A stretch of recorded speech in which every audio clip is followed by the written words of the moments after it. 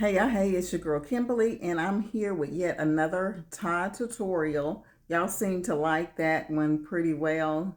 So, I just want to say before I show you this one, this is just for starters, just to get you started. Excuse me, it's early and my voice is not clear yet.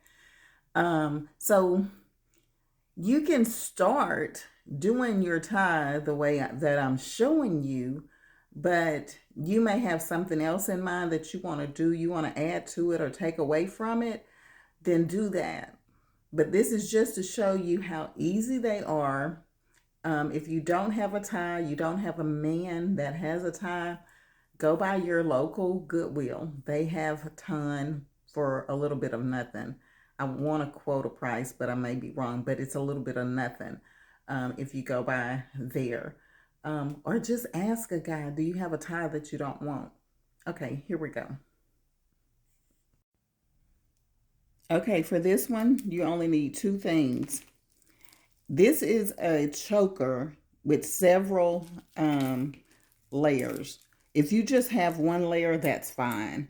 This is just one that has several layers to it. So what I'm going to do, and if you have a straight pin and you feel more comfortable pinning it, then do that. I did not. I just got it the length that I felt like I wanted it. I put it around right in the center because you have these that splitting on the side. So right in the center of your choker. If it's just a single strand, it's not going to have those on there. So then I'm going to go up and back through there again. And you see I'm holding this down here. Okay, so now I'm going to pull this through. And my knot is in here from earlier because that's why I had it knotted. Let's see. Let's just take this knot out. I may put the knot back in. Let's just see. Okay, so I want to grab it wherever I want it to scrunch up. I want to grab it right there. And I want to bring this around. All the way around. Okay. Without pulling it from the top or the bottom. So I'm holding on real tight. I'm turning it over to the back. So now I can try to put it behind this. So yeah, I did let it go, but I'm gonna grab it again. Flip it back over so y'all can see it. And if you don't have any pins in it, you just need to make sure that you're holding on to everything as tightly as possible so that everything will stay in place. I work with fabric quite a bit, so I know what I'm trying to accomplish here.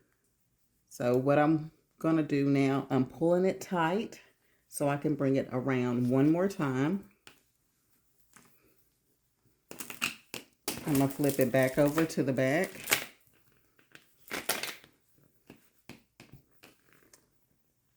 And this is much tighter than it was a minute ago. I'm just going to stick it through here.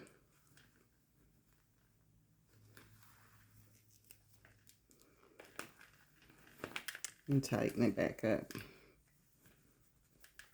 Okay, so I have that extra. I have this extra right here. That's the necklace. So I can either keep bringing this around, this piece around, or I can find somewhere to hide it in the back so it doesn't show.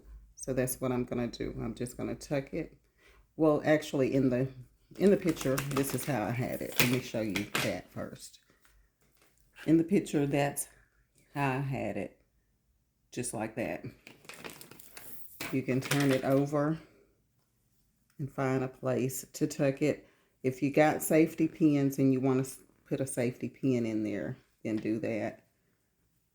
But just as long as your knot is tight, you can stick it up in there and it shouldn't come out.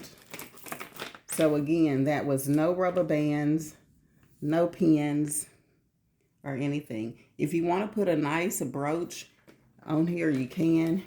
And if you could see, these are not laying right on top of each other. That's how I want it. I don't want it perfect. I don't want this perfect. And if you want to add brooches or anything to it, then you can. That's it. Thank y'all for watching.